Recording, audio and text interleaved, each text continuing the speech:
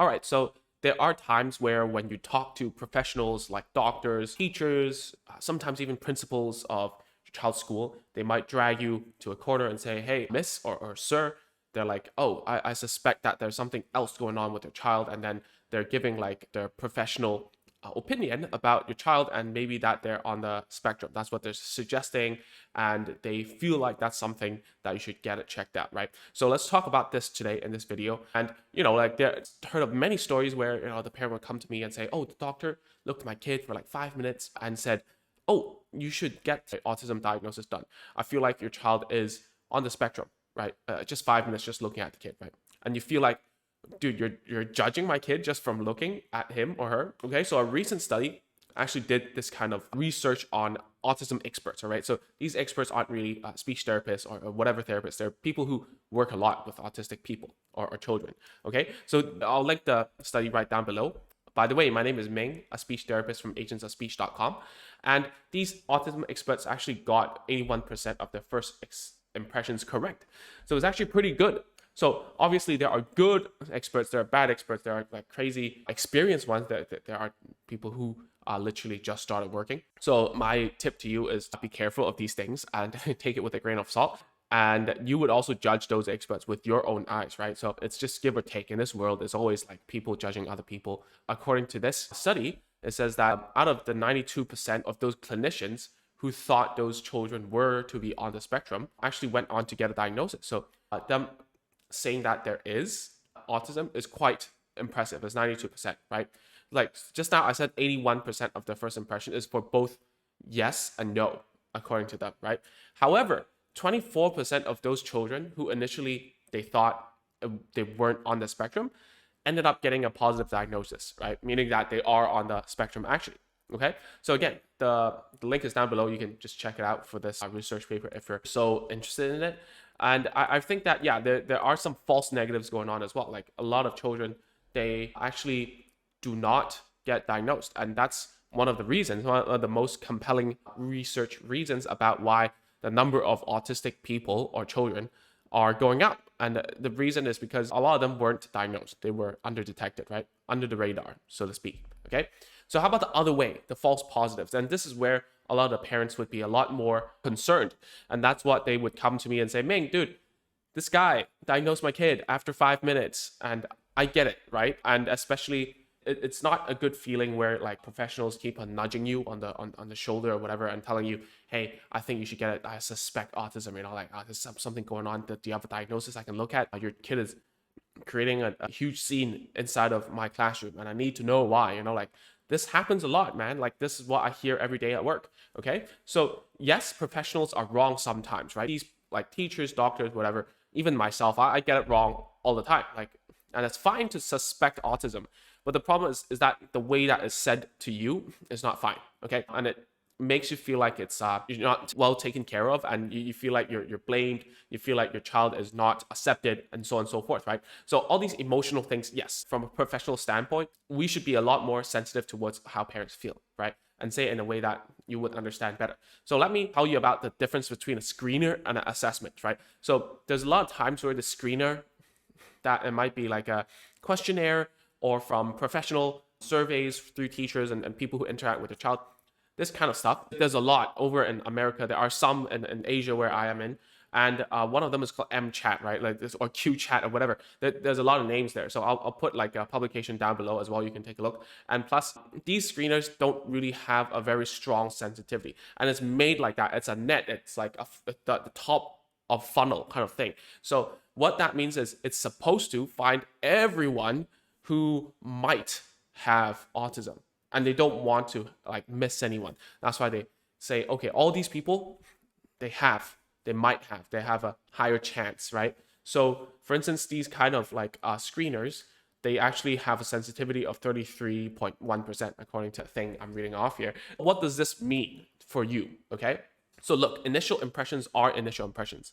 At the end of the day, to know whether your child has autism or not, you can either wait for your child to get older, around 3. The assessment will become a lot more accurate all right, especially in different parts of the world where America has like a lot more early detection tools, whereas we don't really have that. And it's not valid to use American tools or European tools or whatever to do it if you're in Asia or in different parts of the country. So if a professional tells you, especially in Asia where I'm from, they tell you, oh, we can do this below 2 years old. I think that's nonsense in what I know, but I stand corrected, you know. At the same time, are there really misdiagnoses, right? Are there things that are going on outside?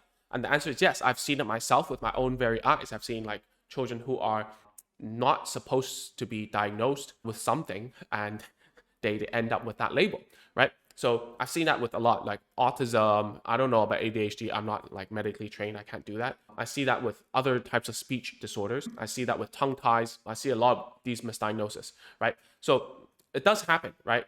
And it does happen on both sides, both false positives, like what I just said, and also false negatives, meaning, oh, they don't have this, but turns out they do have, right? I've seen that in autism as well, okay? So are there any stats about this kind of like misfiring and stuff? I don't know. There's a lot of information out there nowadays on social media. There are a lot more autistic adults coming out and saying, "Oh, I was misdiagnosed. I wasn't like I was falling under the radar," or like, or people are saying like how I was diagnosed with autism, but I didn't even know whether I have it or not. Like people are coming out and talking like first person. I'm not here to talk about that, not any of that at all. But what you can do right now as a parent, okay? So there's a lot of talk about like promoting neurodiversity. I get it, and diagnosis is such a like a sensitive topic, and I just want you to know that for me, at the very least, a diagnosis to me is just like a word on a piece of paper where I'm like, oh, okay, it's this is someone that's coming my way, and around the profiles like that. Just it's like that. It's just something that I would look at and consider myself, right?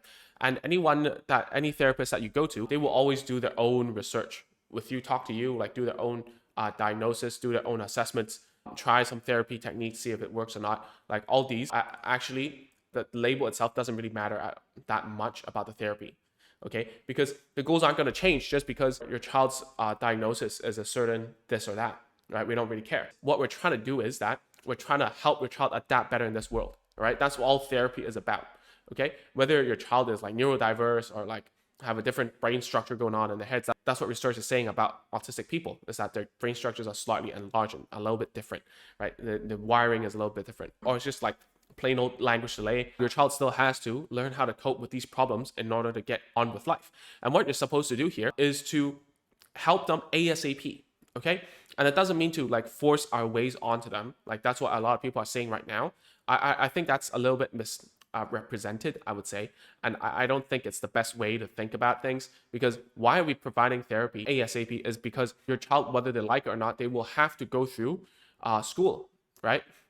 And how do you get through school is to get ready to learn. And how do you get ready to learn is through therapy, is teaching them how to sit down, teaching them how to like pay attention, teaching them how to understand spoken language, teaching them how to express themselves, teaching them a whole bunch of stuff so that they can learn better later on and be a productive person inside of the society. Okay, that's the bottom line of therapy, right? So the best thing you can do for your child right now is to start therapy. Don't mind the diagnosis. Actually, you getting a diagnosis, it might be a good and a bad thing, you know?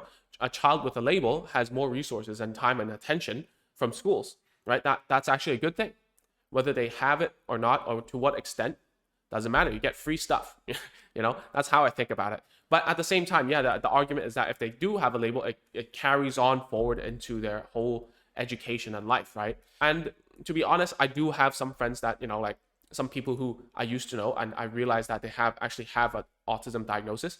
It didn't change the fact how I used to interact with them. In fact, I just didn't know. And it's just my personal experience. I don't know about you, and I cannot speak for your child either. And that's something you have to have with your child when their language is ready and when they're mature enough, right? So that's it for this video. I know it's something that you might not have expected what I would say here, but yes, there are misdiagnoses out there. I don't have any type of data, whatever, but at the same time, don't mind that thing, because what it's important right now is to provide the assistance and the help to help your child to cope with the world and become someone who can live in this society, right? Because we're not going to be here like forever for a kid, okay? As much as when I have a kid, or when my students become adults, I want to like, I cannot be around all the time, right?